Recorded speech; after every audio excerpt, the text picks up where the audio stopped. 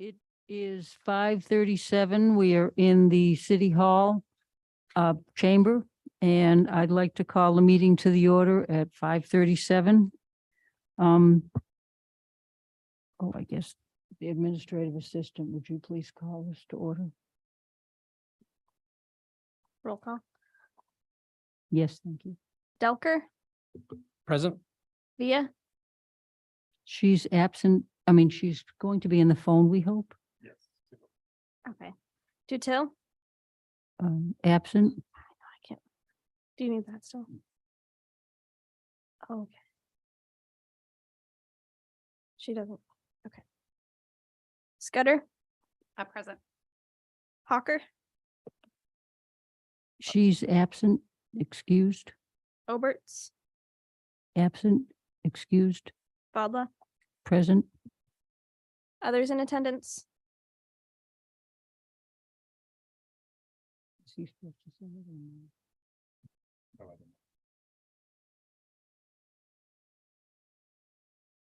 no? Are others in attendance? Jordan City Council. Thank you, Jordan. Mr. Chill.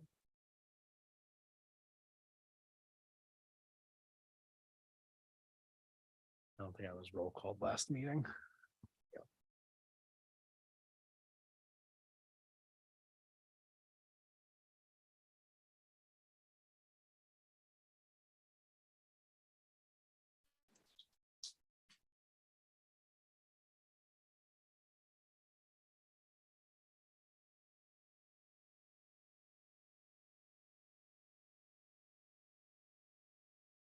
Annette Villa is also present online. We'll have her up in a moment.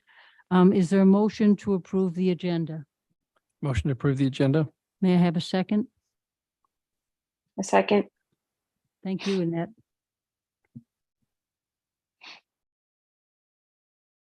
Approval of the minutes from the May 4th, 2023 regular meeting. Is there a motion to approve the May 4th, 2023 minutes? I just had one correction. I think I ended up being present. I was late that meeting. I don't know how they documented, but I was. Yes, I noted that on my notes earlier, Mr. Delker, and I was going to ask about that. How do we, that's a question I probably have for your new assistant. Thank you. There any other, is there a motion? Yeah, motion to approve with correction. We have no item 4, scheduled public comment and presentation. Action items, item 5. There are no action items this evening. And that brings us to item 6, reports by our new Parks and Recreation Director, Mr. Todd. Thank you.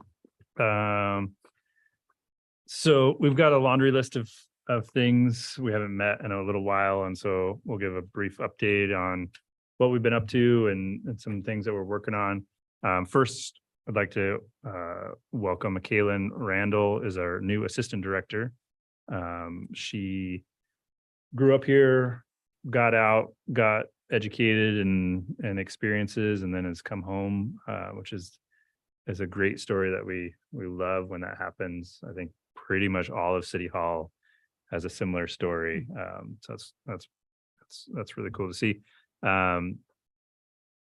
Went out to Michigan and Montana, did some work with essentially it's kind of like a chamber of commerce. It's like a downtown improvement type nonprofit. So big events, big citywide events.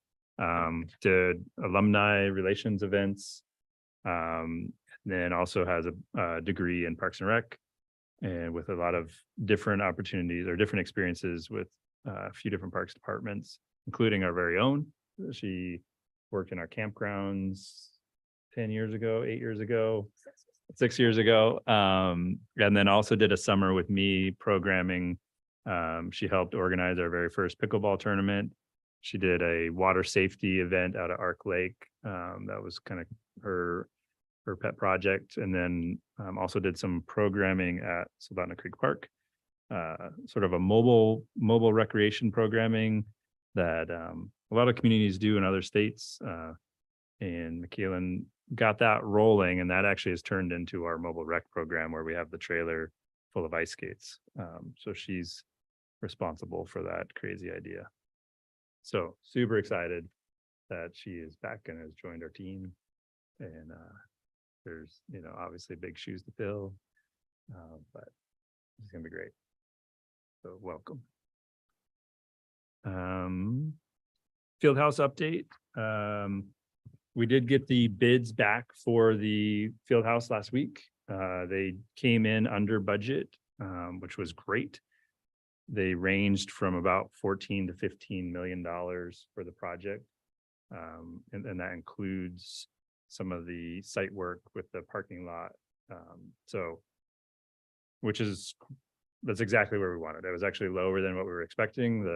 The cost estimators that we paid to crunch the numbers had it several $1 million higher.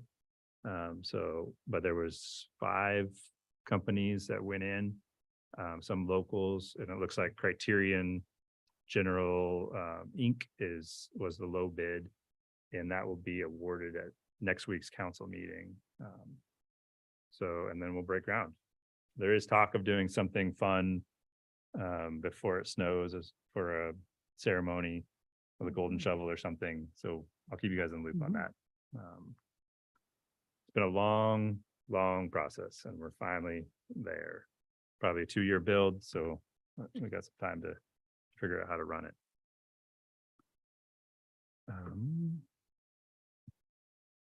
The Riverfront redevelopment project that has been ongoing this past year. Jordan's actually going to give a little update later about it, but they were back in town last week and met with there's a little committee, and then also they did a work session with council just to give us an update on what their sort of, the messaging that they've heard from the community and what they think is a good plan. That will be finalized in November. There is a copy of some of the notes from that meeting. I did bring, if you guys wanted to peek at it.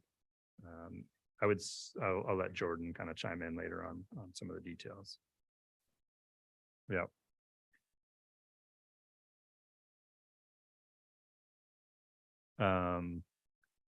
Let's see. Health and Equity Grant.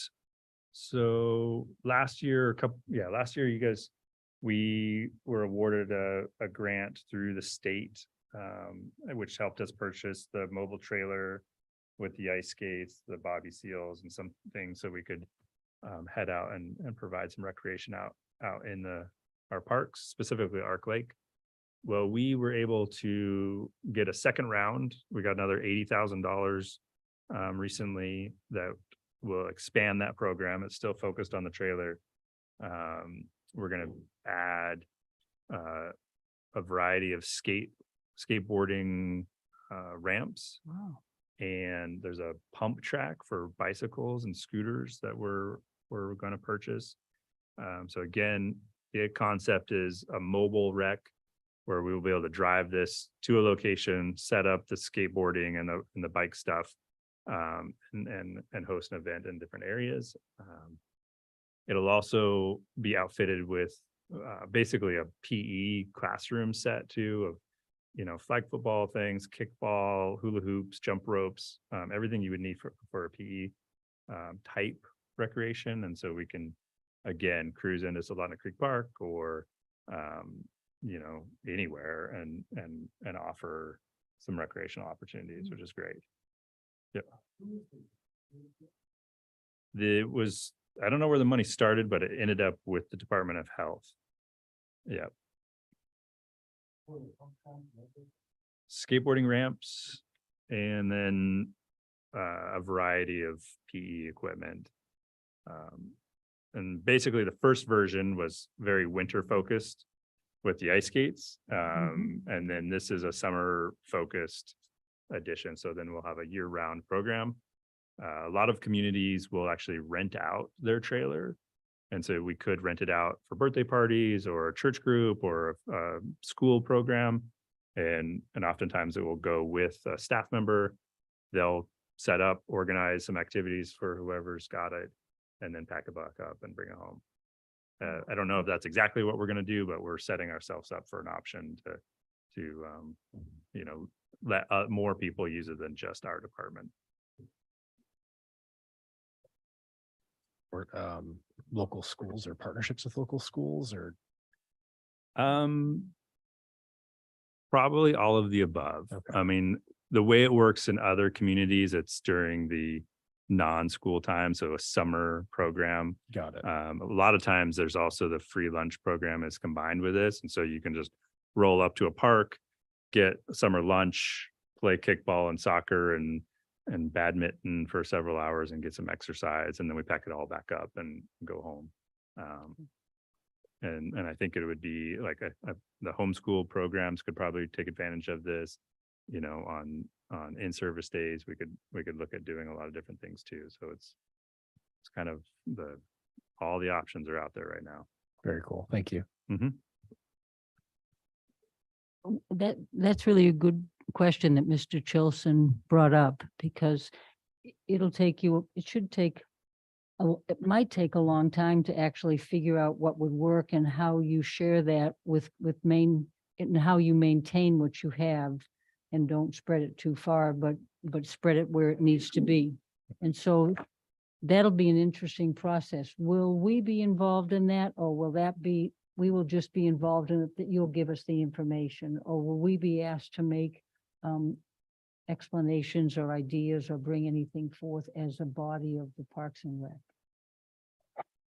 That'll probably be an internal planning just within us, inside of our department, but we love ideas. So anything you guys have would be great. Yeah, and that's why I asked that. Thank you. It seems like it should be inside what the Parks and Rec does. But if we have ideas, I would love to have the opportunity for the board to at least have an option to do that. Mhm. And I can imagine if we go down the direction of having it as a rental, like then there's a fee involved. So that means that will get approved by you as a board and also as council. So that, there'll be additional steps where we would kind of dial in exactly what that will look like. Any other questions on that from anybody on the board? No? Yeah, feel free to jump in with questions. I've got a variety of bullet points. So this summer, we experimented with providing ice much earlier than normal. So typically we have started ice sort of at the end of September and ran until April. We provided ice August 1st this year, actually July 31st, to be technical.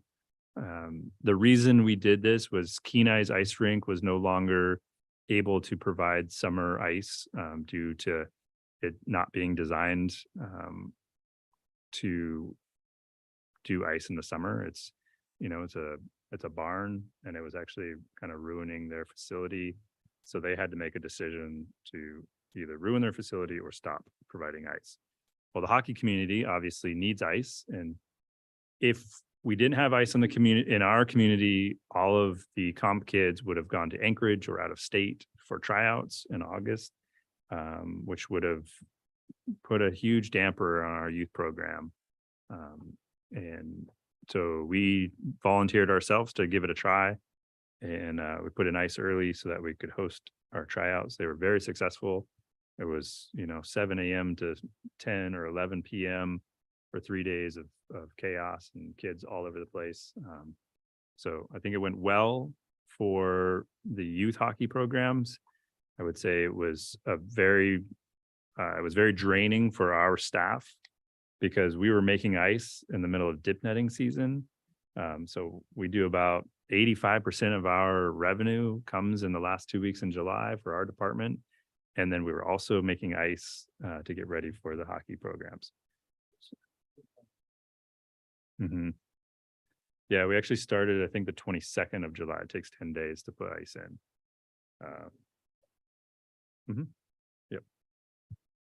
Um, So, Joel, if you put that ice in, do you leave it in all summer? And then does that hinder any summer activities you'd have, like sports shows and things like that? Or do you take the ice out and then put it back in? we can take it out and put it back in, but it's very expensive. And it does take 10 days to put in, so it's very time consuming also. In years past, they would put it in for a couple weeks for camps and then take it back out until September. And they wouldn't paint it so that you could do it faster. But we decided to put it in, keep it in. What this did is we also had to put the floors down twice for two floored events that were in the arena that were already scheduled.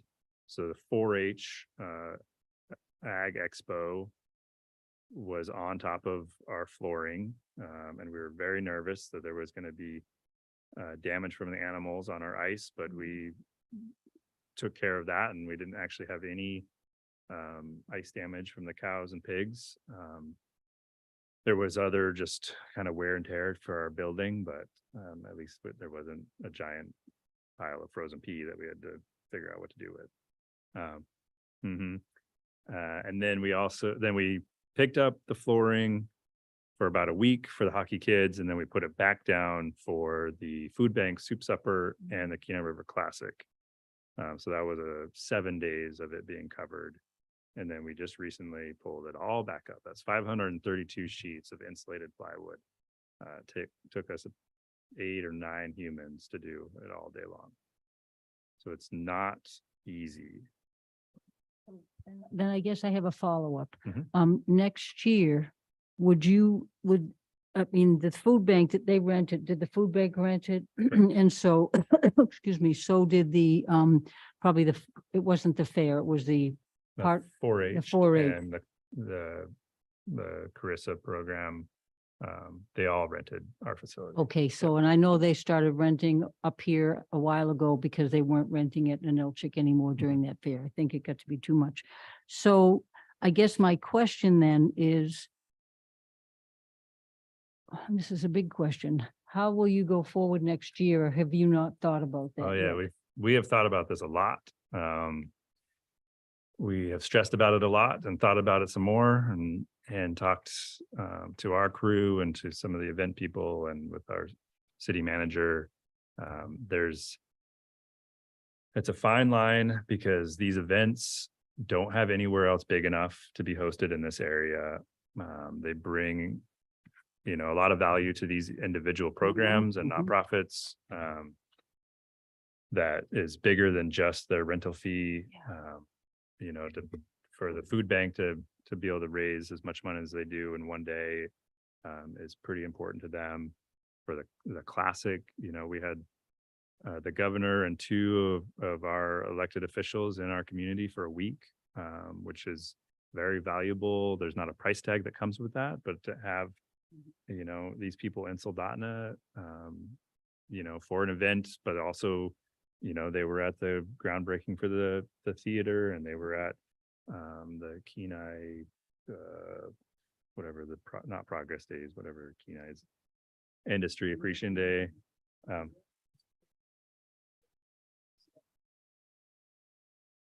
As of right now, it's off the table. Their building isn't designed for it.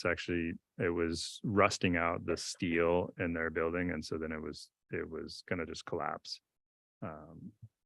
It was designed as an outdoor rink, and they've tried to make it an indoor year-round rink. And it's just, you need different equipment for that. And it's just not, the price tag is just too crazy.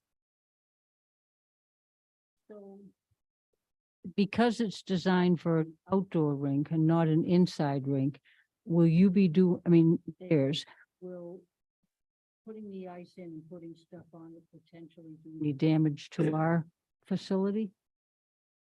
And I don't know if that's a question. Yeah, not like what Kenai is working with. Ours is obviously enclosed, and we have air handling equipment to take care of that and heat.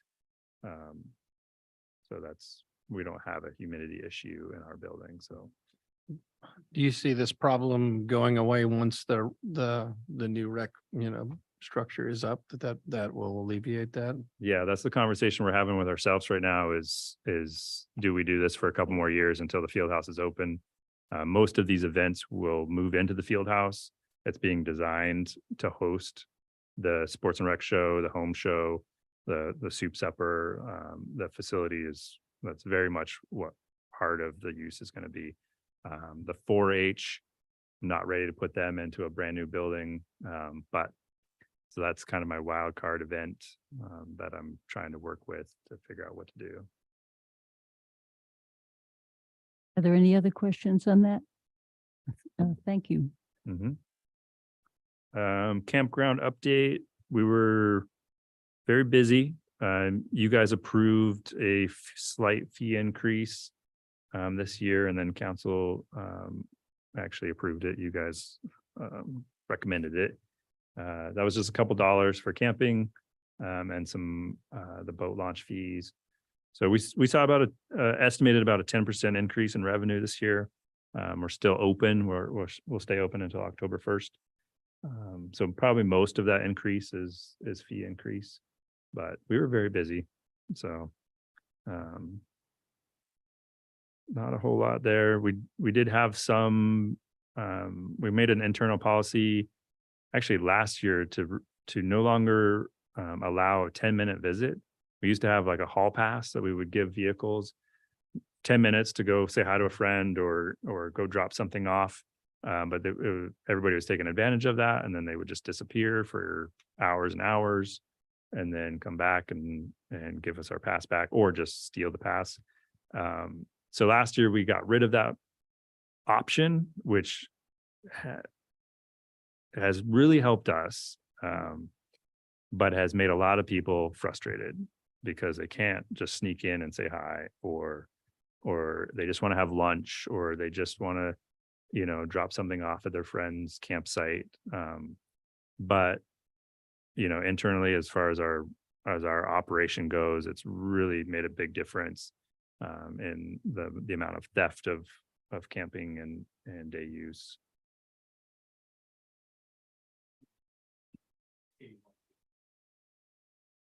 Mm-hmm.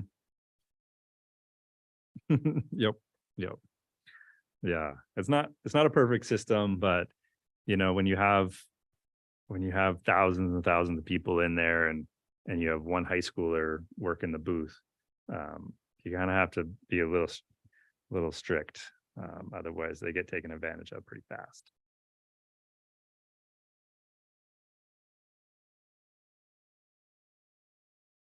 Mm-hmm. Oh yeah, that's not on my list. Thanks, Jordan.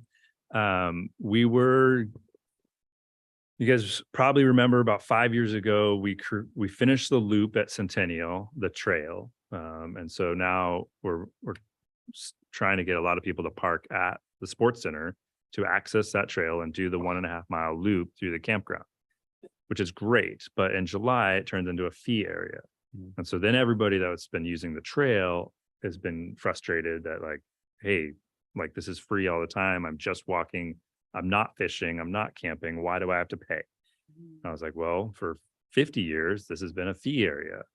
For 5 years, it's been a trail. So, so we got ourselves into a situation this year where we finally had to make a decision on a way to allow users still access the trail and not charge them, but then still make it to where fishermen and campers won't steal that opportunity and kind of sneak in.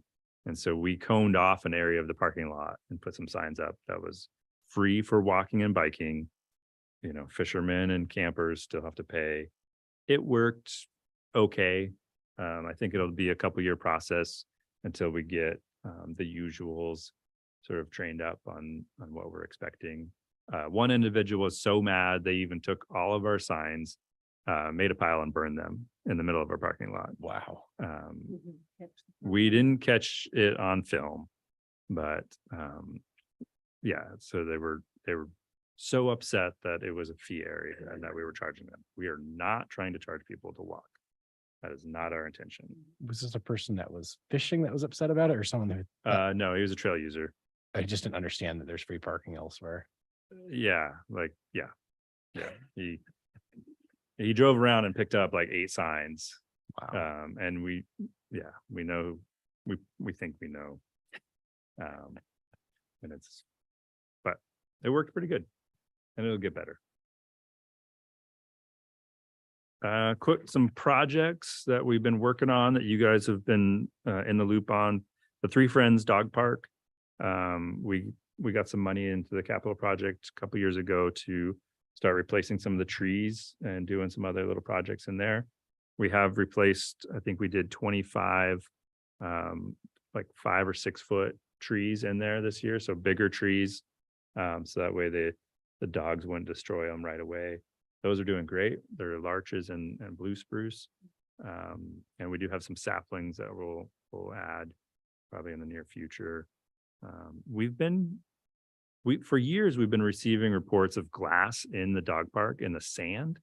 For a long time, we thought maybe it was just glass slowly working its way up through the gravel and the sand, and just appearing, because that used to be sort of a hidden, I would say a hidden drug use area a long time ago when it was a volleyball court.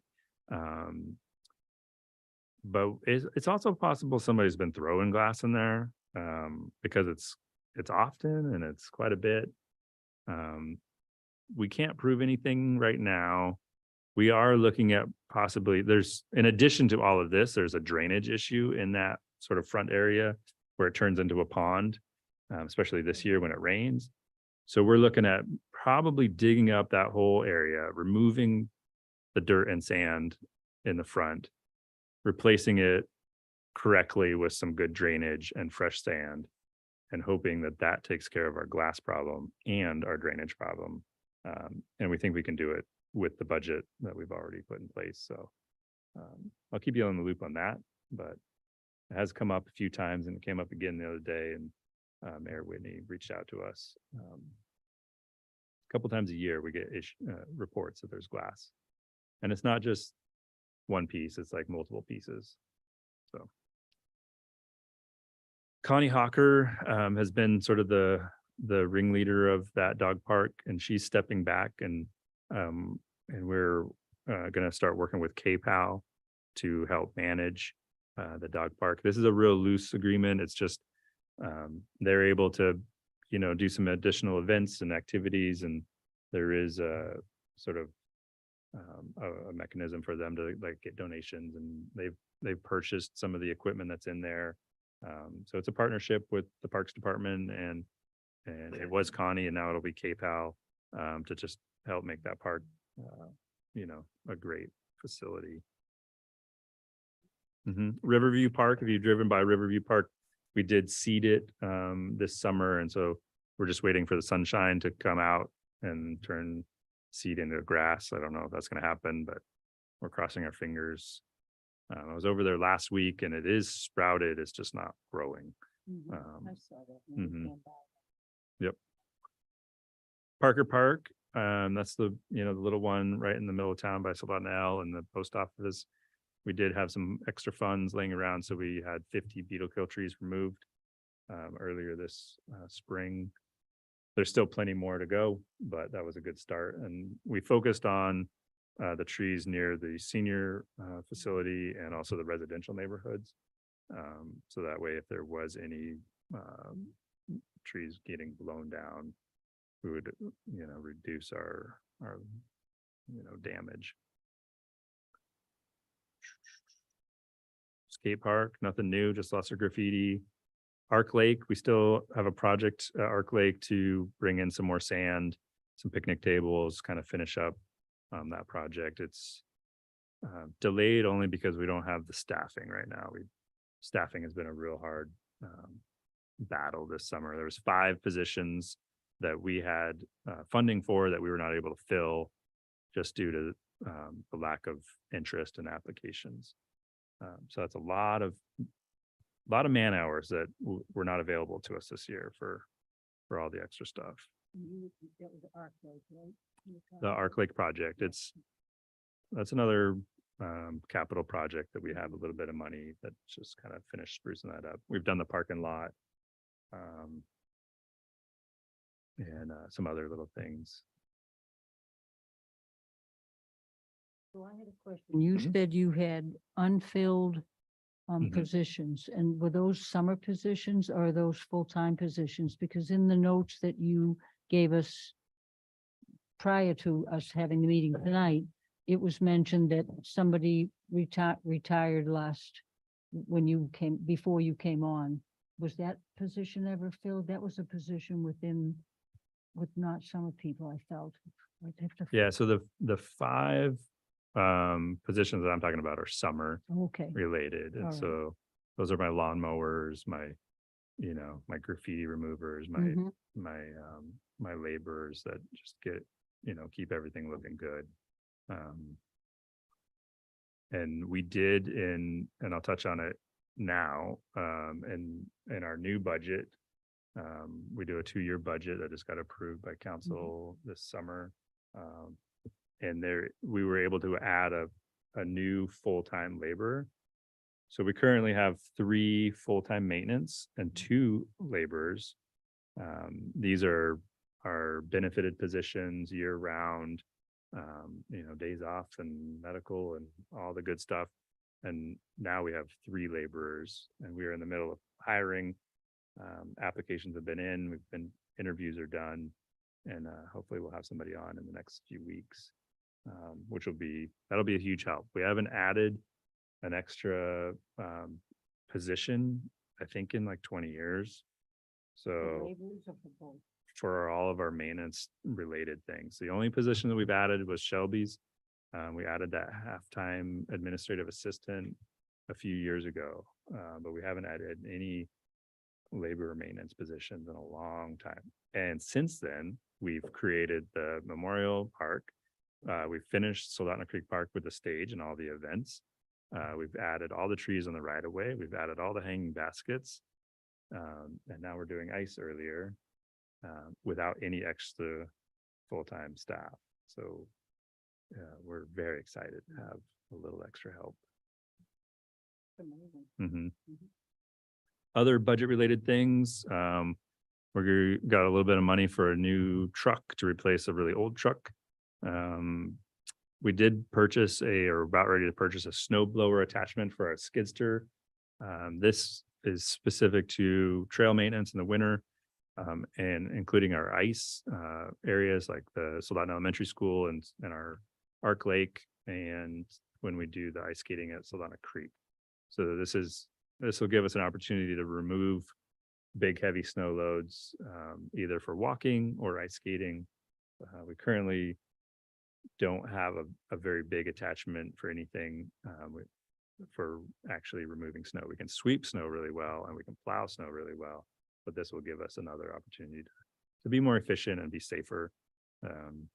We were relying on Streets and Maintenance's sidewalk snow blower for a lot of these little side projects for us, but it's called a trackless. It's old, it breaks often. And when there's a lot of snow, they need it. And so Parks and Rec has to often wait until the streets are taken care of before we can borrow that to get out and clear our ice skating areas. And so we would often be a week or so behind. And by that time, we'd probably get more snow. So having this attachment is going to be a great addition to making us a little bit more efficient. Nothing else super exciting. Picnic tables for campgrounds, floor scrubber, just the usual stuff. A couple more items.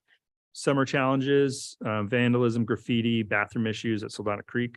This has been a losing battle this year. Pretty much every day, our staff that goes over to Soldotna Creek has had to deal with graffiti or disgusting things in our bathrooms. There are lots of graffiti on the playground, on all the slides, at all of our playgrounds and all of our facilities.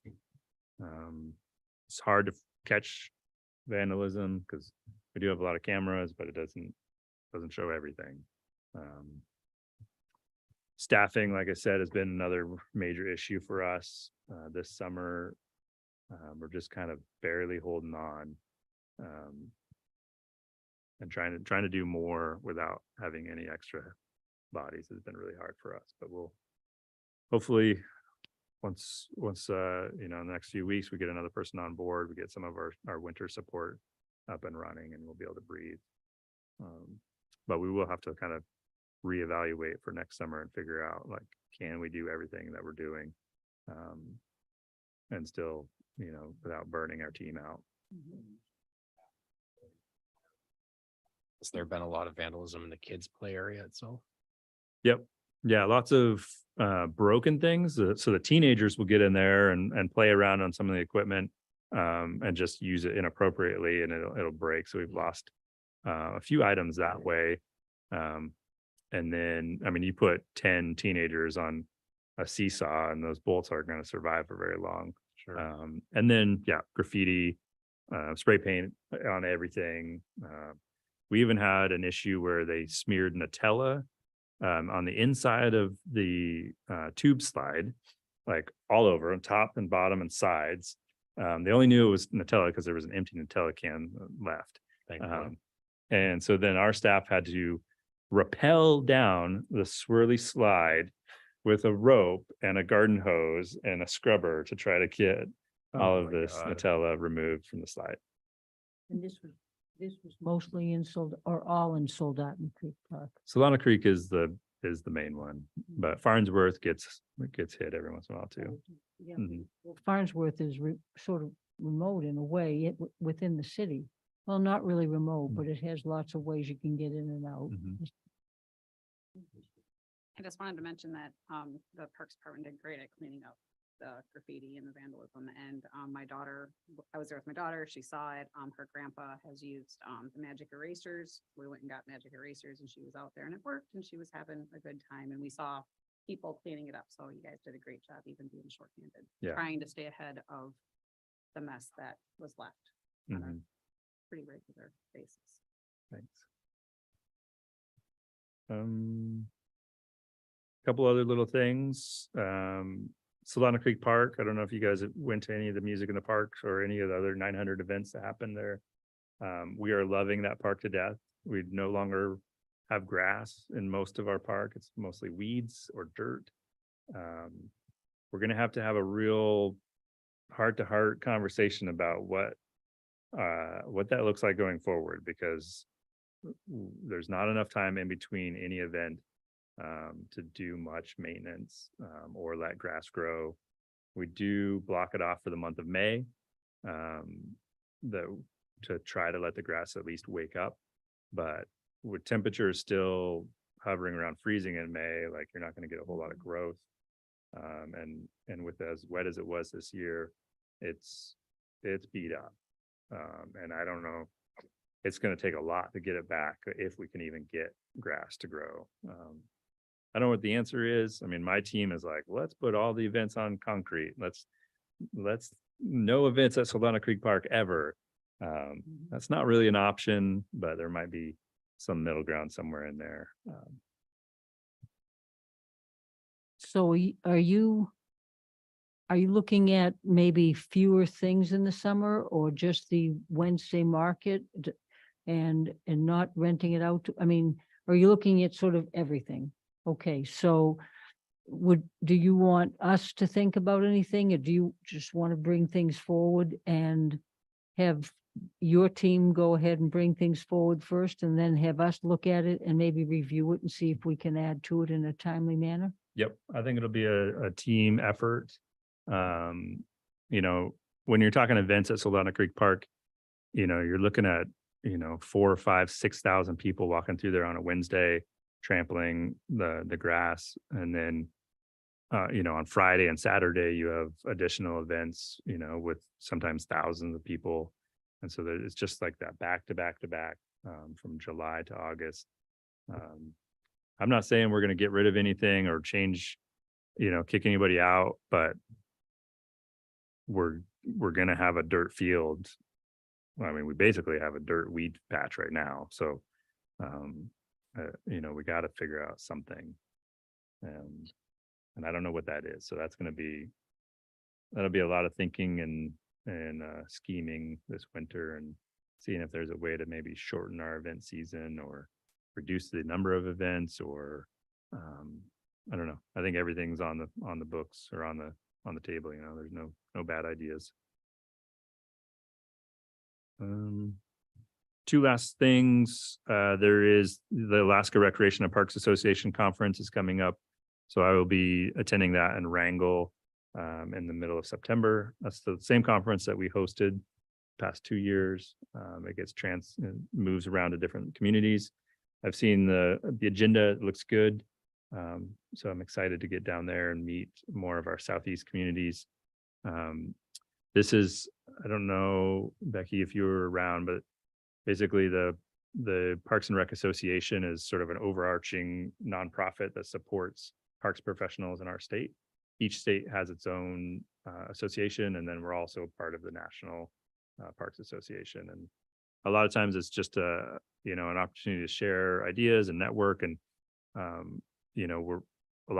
our communities are so small, and so we're so spread out that oftentimes we're in silos, and you might only have 1 or 2 parks professionals in your community. Wrangell has 1, Juneau is a little bit bigger, but and so it's a great way to network and share training opportunities. We can bring in trainers to our state that we might not be able to afford as an individual community, but if we collaborate with several communities, then we can bring in better training. Specifically, our guys went to a 3.5-day ice maintenance training up in Wasilla a couple weeks ago. So I sent my our maintenance team up there, and this is a certified ice maintenance program through US Rinks or US Hockey, US somebody. And there was a test that they had to pass, and they'll be certified. And they came back with a lot of great ideas, a lot of cool like safety things that we should be looking at, and then just ways to take care of the ice better or different. It's like there's always like a million different ways to do the same thing, and so that was really beneficial. We would never be able to afford to send 3 people to the States for this training. So by working together, I think there was 25 people in the state that went to Wasilla for the 4 days for this opportunity. Super cool. And we've done something similar with the aquatics teams. So it's a very good organization, and I'm excited to go. And yeah. Last thing I have, I know I've been talking a lot. I'm not going to do this all the time. It's just been several months. Reminder that we do have 2 board seats coming up at the end of the year. So seat B, which is Jim Delker's seat, and seat E, which is Annette Villa. So packets will be out the end of October. If these individuals are interested in continuing, then they would just grab a packet, fill it out, put your name back in the hat. But also if they're not interested, then that's an opportunity for us to, kind of think out, see who else is in our community, see what other individuals would be a good fit for the board, and kind of start having those conversations with our community. They wouldn't be sworn in until January, so we have time. I was just looking at it today. So. And that concludes my reports. Thank you very much, Director Oh, Todd. wait, Whoop. it doesn't conclude my report. I forgot the main thing. Michaelan is going to talk about the master plan. Oh, good. Oh, man. Thank you. So I started in mid-August. I've been here I started in July. I've been here over a month now. And one of the first things Joel did was task me with reading our master plan, which is really juicy and vibrant reading, sitting at my office desk under the bleachers. So I made my way through that. And then we sat down and kind of looked at all of the recommendations that were made in 2014 for improving or upgrading or updating or, expanding our parks and facilities. And we went through all of them and made notes on what we've actually done and what maybe has been denied, what's no longer feasible, and what we think could possibly be done soon. with the caveat that we are building a field house, which is going to be a huge undertaking for our facility, for our department. We don't want to put too much on our plates, obviously short-staffed, but just trying to sort of highlight that low-hanging fruit that maybe we could take advantage of, and things we've been talking about for almost 10 years now. So I drafted a short report, should be in the front pocket if you have a pocket in your binder. I did not get one. It kind of just runs through a high level view of things that we've accomplished. Just to point out a few things, we have expanded maintenance operations despite not expanding our maintenance team. Specifically on our snow maintenance, we've just grown that, and we have a really great snow removal plan, and all the maintenance guys are really stoked about it. So that's going really well. We've provided additional access to the Kenai River, which is one of the pillars of the master plan. So we've really clearly and obviously done that and accomplished that. We established a dog park, expanded camping facilities, upgraded the sports center, Soldotna Creek Park, and our other parks and trails. So not to pat ourselves on the back, or you guys, I wasn't here, but good job. But there's still a lot of stuff that we do have on the docket that was kind of hoped to be accomplished by 2018. So I've highlighted all of those in this nice Excel spreadsheet with the color code. We have things that we have accomplished in green, things that are maybe in progress or in discussion or partially completed, a few upcoming or possible priorities, things that have no progress, and then things that are no longer feasible. Specifically to point out our items in blue, I think it's on page 3 of this report. Do you have an extra copy of this? It's not in the I packet. do, yes. Yeah, you've got one. Yeah, I'm sorry, Annette. I know you don't have one. It wasn't included in the packet. But a few of the items that I wanted to point out, adding a program manager position and events and volunteer coordinator, obviously not something we're going to do right now, but it is something we hope to do for the field house and something that would be important to that facility and really using it to its maximum potential. We put a note on here, the riverfront redevelopment is talking about designating the route between Soldotna Creek Park and Swiftwater Park. So that's something that would kind of hopefully go into that project a little more. And then the remaining 4 items in blue are more pedestrian trail focused things, just pointing out where our trails are, adding signage, improving safety on those trails. So if you guys would all take a look at that.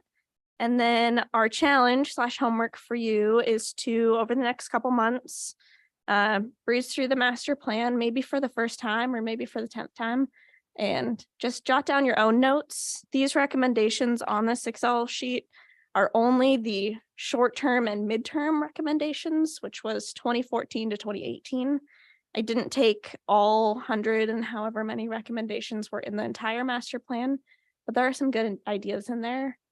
There are a few things that maybe were a priority in 2014 that as our community's changed and grown and aged and evolved, maybe just don't make sense for us anymore. So yeah, that's our challenge for you guys. Within this, thank you, by the way, this is really thorough, and thank you, yours was really thorough too, Joel. I don't know, I appreciate it, I'm sure we all do. The short and the midterm, and I really like what you mentioned about that, because you gave us the color code, which tells us what's been completed, and we can take a quick look over that and see if we see anything. I mean, I'm sure it was completed. And then the upcoming possibility and priorities is in this, and then over here, and I didn't look at this early. I mean, I have looked at it because I think I was part of some of this, most of this.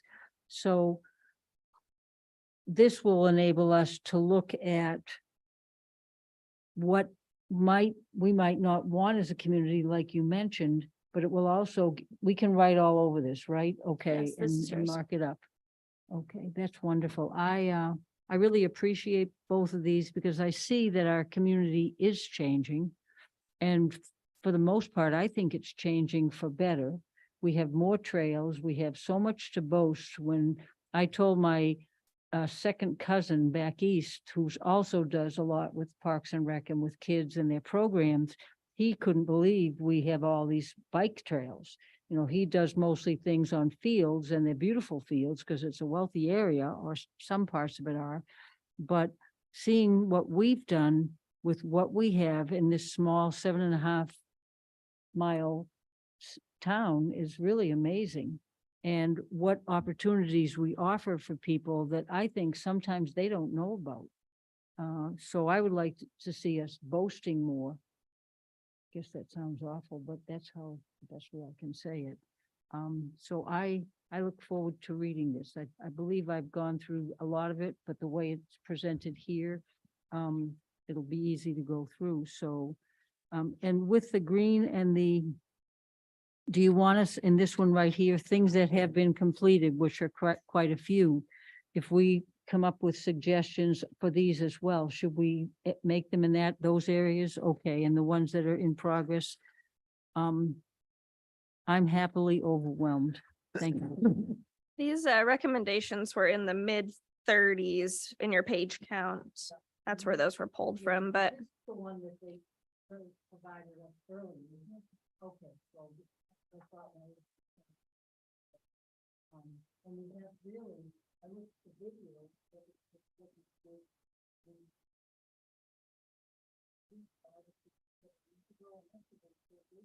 and I don't know if we need to update that, but that's that, you know, everything we do. You know, and I just think really,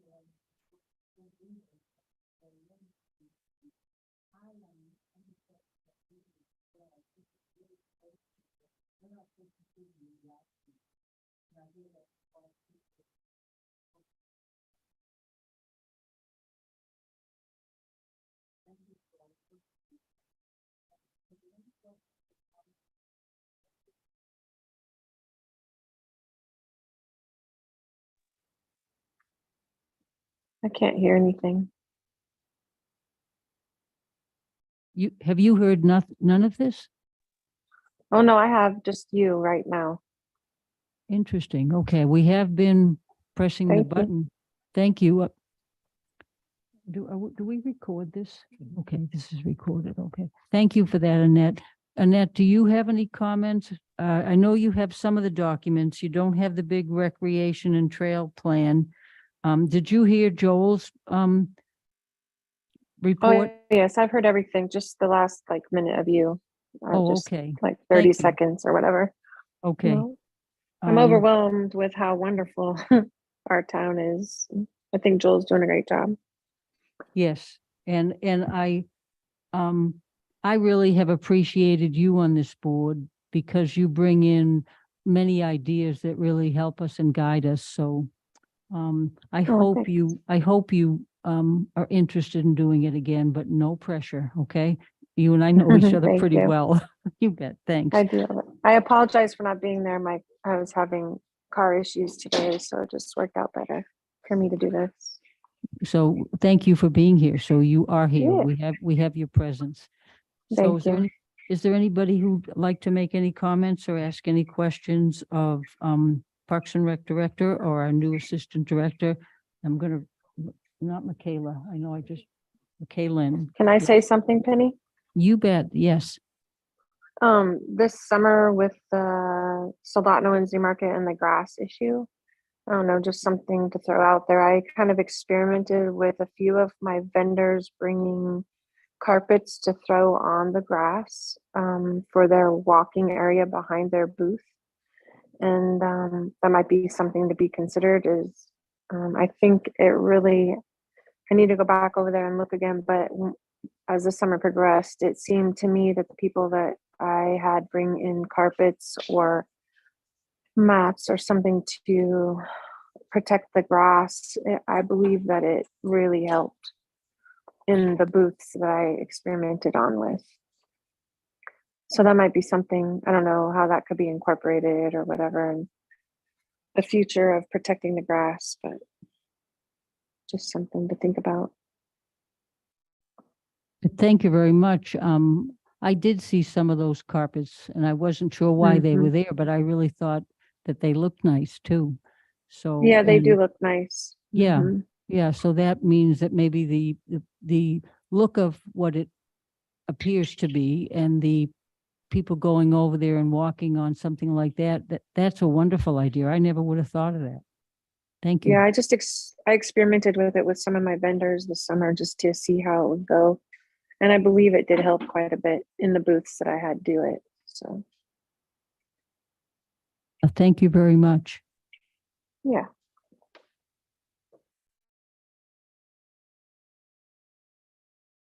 My report. Yes. Yep, it's on the agenda. My report is fairly short. I just wanted to say, I went to a couple of our parks, and I was really impressed with the dog park, and I was really impressed with, not Soldotna Creek Park, what's right, Centennial Park.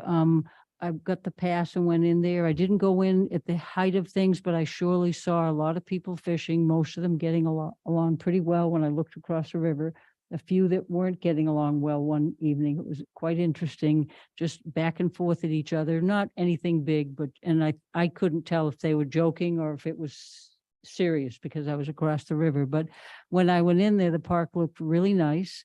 There were lots of people, not as many as the big rush, but there were people down there. They were polite to one another. People were taking care of things. I didn't see, and I wouldn't know how many fish they had, so I didn't really check on that. That wasn't my duty. The year before I went, and I was sort of standing up there just watching everything during the peak of things. And after a while, people were looking at me like, okay, who is this?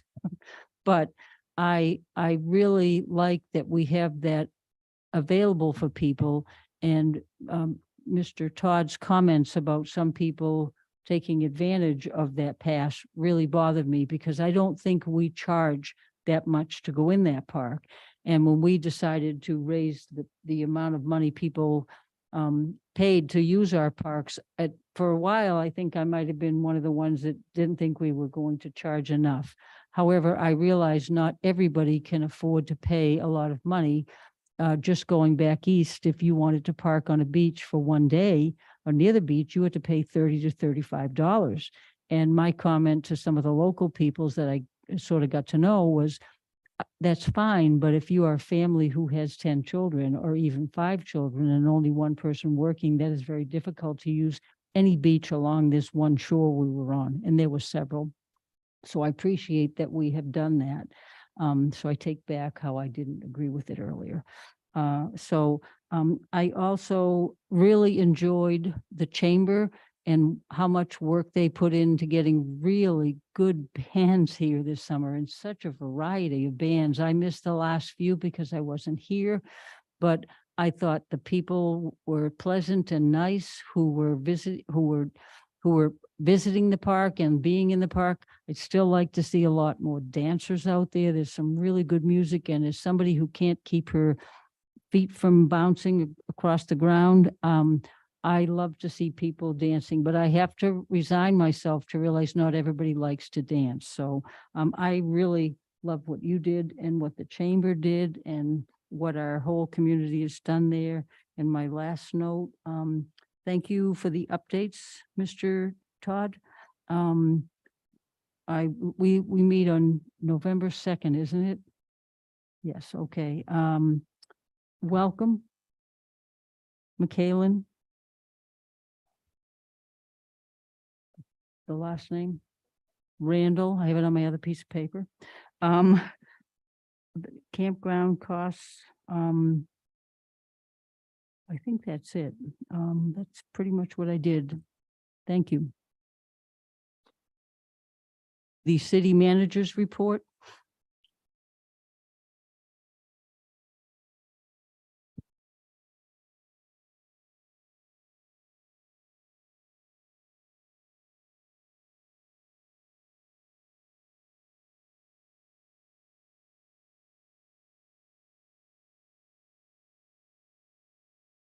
I did, didn't I just do the council member? Oh, the city manager. I'm sorry. No, he's not. Okay. Oh. Mr. Chilson? Thank you. Thank you, Chair Vadla. I'll try to be fairly brief. We have not had much on our council agenda, I think relevant for this body. Our August 9th meeting was canceled and we were fairly light on the last meeting on the 23rd. The two things I had for this body, Director Todd had already mentioned, we had the field house bids come back in pleasantly below target, sitting in the $14 million range, which was a very welcome surprise. Additionally, we did recently have a work session on the riverfront redevelopment project. This has been an ongoing goal of the city for quite some time now, and we've contracted with a pretty solid expert team of people that are working with our city staff to put this planning process together and move it into completion. During the last work session that we held on the 23rd, we got to see some of the draft plans that they're working on right now and some of the designs for what that district could look like. And this was really kind of the product of a lot of community engagement. We've held several open houses and surveys from the public throughout this process in the beginning.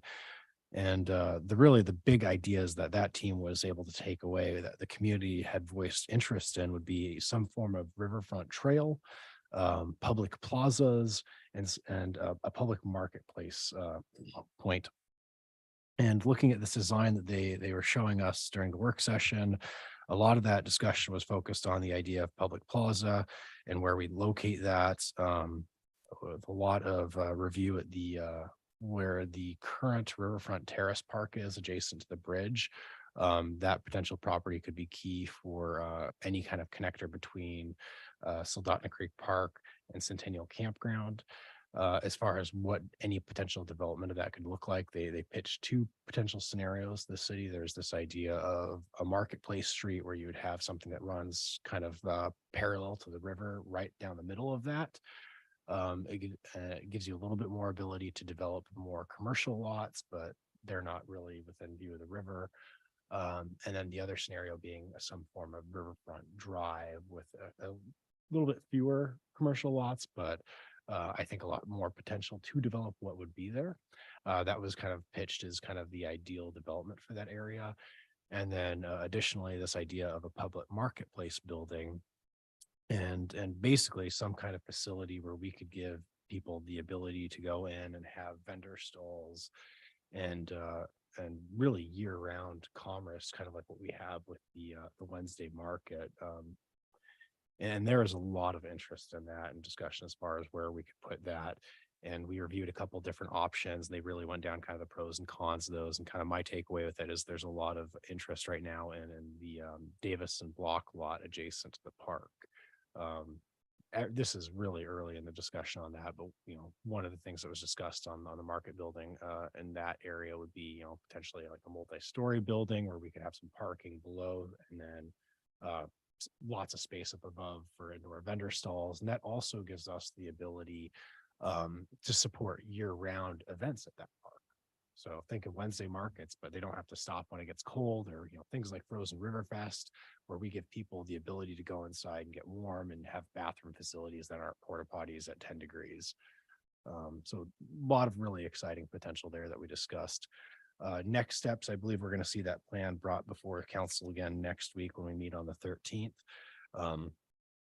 We kind of were given some very high level economic analysis of this project and potential during that last work session, but we're really going to dive deep into the economics in the next meeting. My understanding is they have some economists and finance people that are really tearing into it, and they're going to really come back to us, and we're going to do a deep dive on the feasibility of this project. And really the main thing is we can't necessarily have any realistic possibility of doing this project 100% in the near future. This is very much long-term planning, and any progress that we make on it is likely going to be very targeted to specific areas of the plan. But what we choose to target and move forward with, that's up to the council, and that has to align with what our community wants, what's going to benefit the community the most, and what's financially viable. And it's going to be interesting to see where those numbers come in next week. That's all I have. I'd be happy to stand for any questions. Does anybody have any questions for Mr. Chilson? One more comment, if I may. We're not going to meet again as a board here until November 2nd, I believe. I'm actually going to be out of the country on then, so I will not be back for a meeting with this body until our, I believe, our January, February meeting, whenever we meet next after November. So. And those three, I have a question if nobody else has one, really quickly. Those three options, those were the three options that were put up and when we went to that meeting in the, I wouldn't say It- options. It's not, they're not one or the other. These are all things that are being looked at. Ideally, we'd love to see all of them developed. so when you say all of them developed, the Riverfront Drive would be closer to the water, right? Yeah, Okay, and I'm then the sorry. other, I'm talking about options within one of the big ideas. So like Oh, okay. there's the three big ideas that were kind of targeted as part of the process. There's the Riverfront Trail, running along the river, connecting Soldotna Creek Park to Centennial Campground. There's additional public plazas. One of the main locations that's looked at for a public plaza right now is the Riverview Terrace adjacent to the bridge. There's also a lot of opportunity for land development between Soldotna Creek Park and the bridge. There are some lots that are currently for sale there, could potentially be redeveloped or enhanced in partnership with existing landowners. And then the third idea that was really looked at with the public is this idea of the public marketplace building. When I talk about the two options where it's one or the other, that's when we're zooming in the focus of this development process in on that piece of land adjacent to the bridge, that Riverview Terrace lot. If we were to develop that, either city buying the land and us developing it and then handing it off, or working with whoever wants to develop that land, whether it be the existing owner or whoever buys it, because I know he's looking to sell it at this point in time. This plan is proposing two possible development paths for that lot, and that's the Market Street that goes down the middle of it, or a riverfront street that runs adjacent to the river. And both of those options would again tie into the river front trail that would go the entire span of the district. quite a bit of information. Thank you. Yep. And we still have access to all that information, don't we? All the slides that we were presented by this team are available. Okay, I can get you a copy of those. I think they're probably online though. I didn't see them posted under the work session though. So if you can't find them on there, let me know, or Joel, I think he has them as well, and we can get them to anyone here. But again, we're going to be meeting, I believe this is going to be brought forward to the council again next week. Yeah.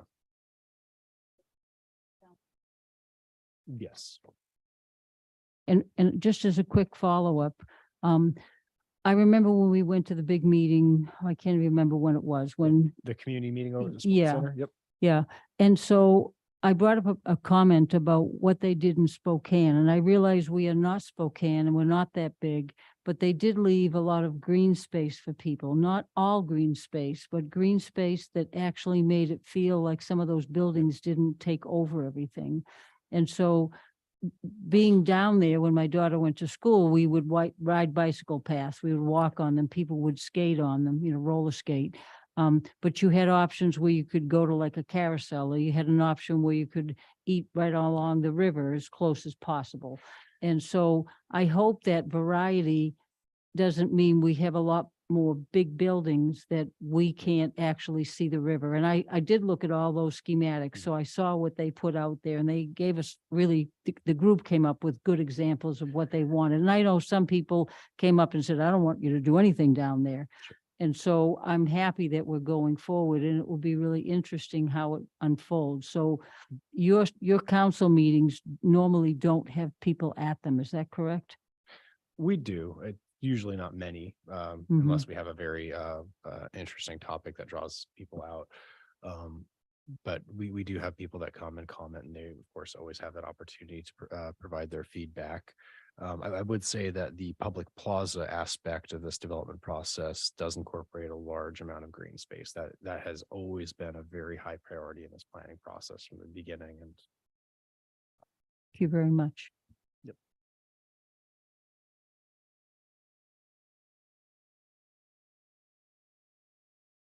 Annette, would you like to go first since you are on the phone?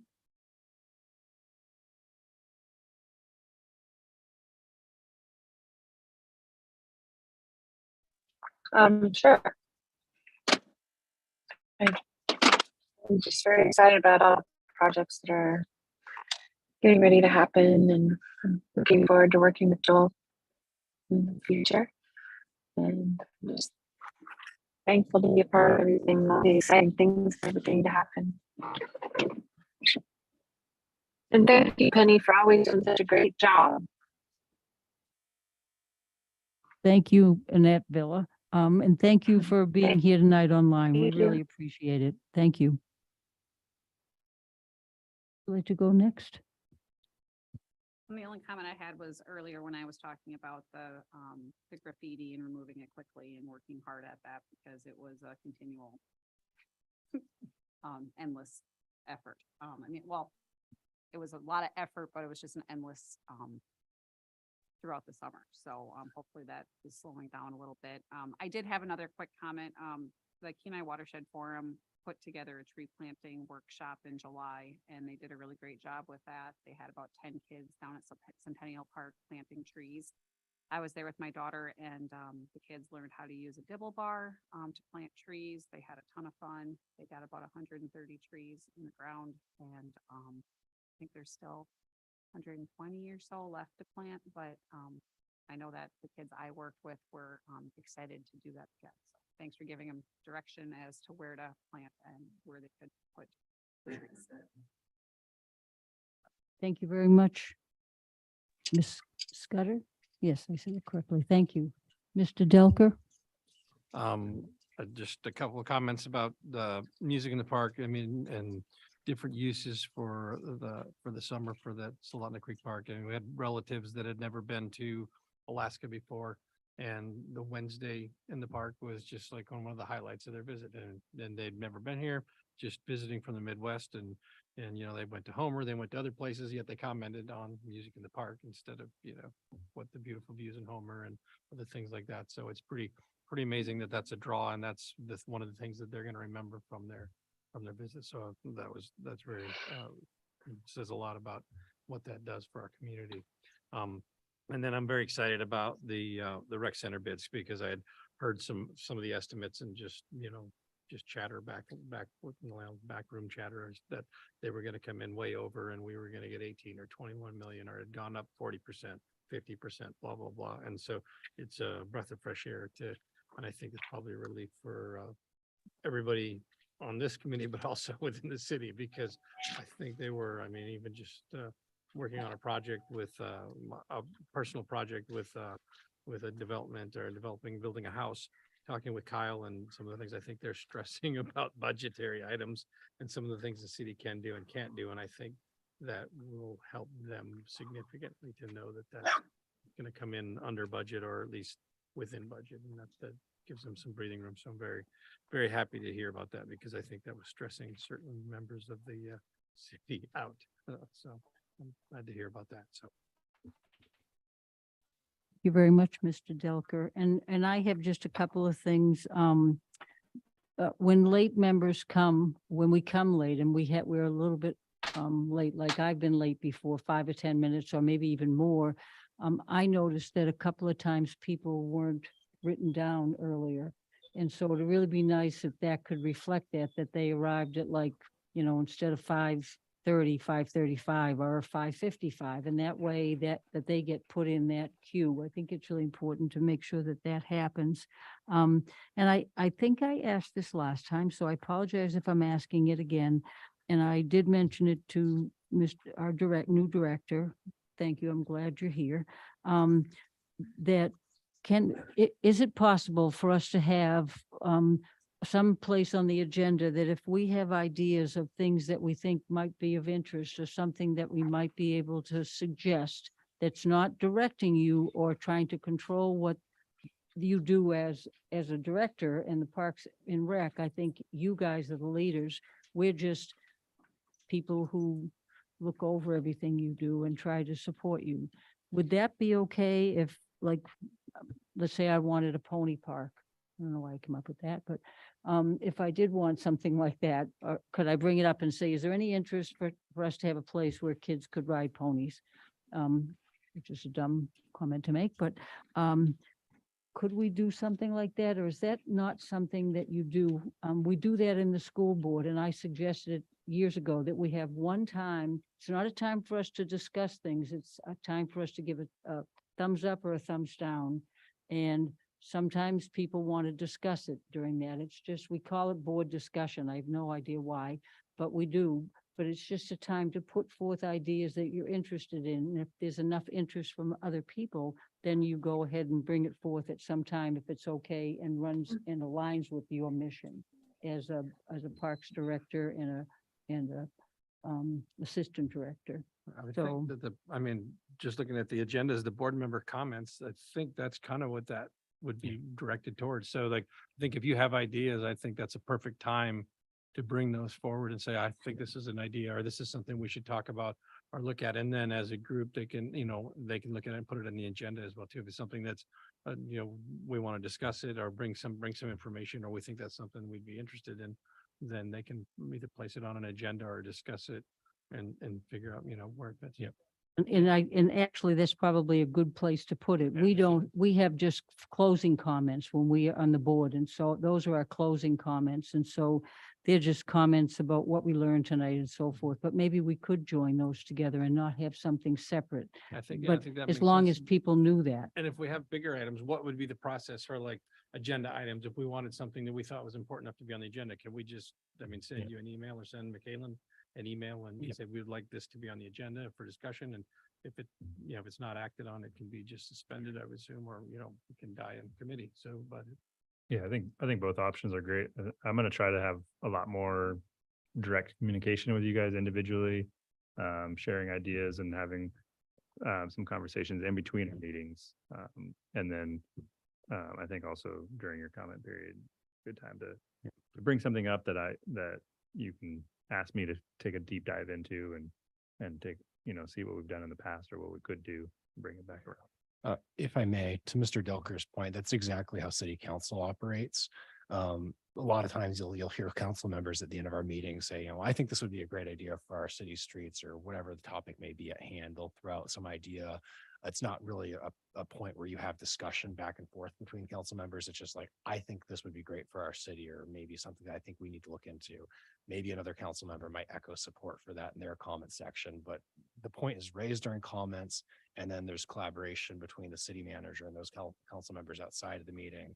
And then it escalates from there if the manager wants to bring it back as a full agenda item for a deep discussion item. And in this case, it would be Mr. Todd as director doing that if there's discussion between board members after the fact.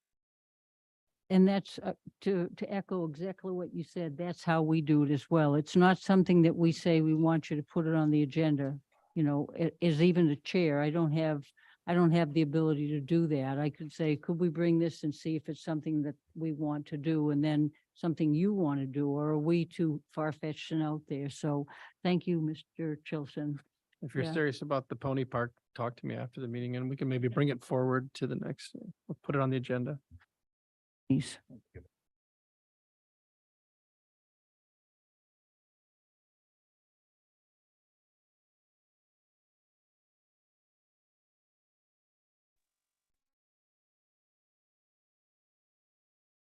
Did we cut any money out of the field house? Did we cut anything, out of the field house? Get a little bit of pretty much. As far as the field house goes, the actual structure with the turf and the playing courts and the elevated walking track, all of that stayed the same. None of that was touched. There for a little while, we had a sort of a fancy entryway that was going to connect the two buildings. That was also going to support a possible conference room expansion. That piece was removed when we started seeing the cost estimates. But as far as the field house itself, what we voted on for the bond, all of that is untouched. Thank you.